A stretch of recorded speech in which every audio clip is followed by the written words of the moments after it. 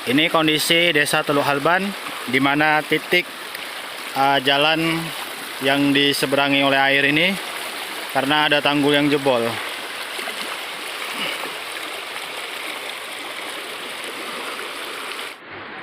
Dan ini adalah titik tanggul yang jebol di Desa Teluk Halban. Ini air dari Sungai Tamiang itu langsung menerjah masuk ke pemukiman warga.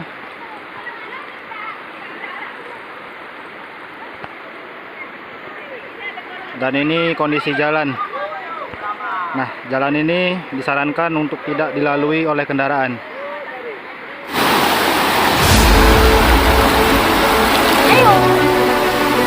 Simpang Paitamba, kondisi Simpang Paitamba.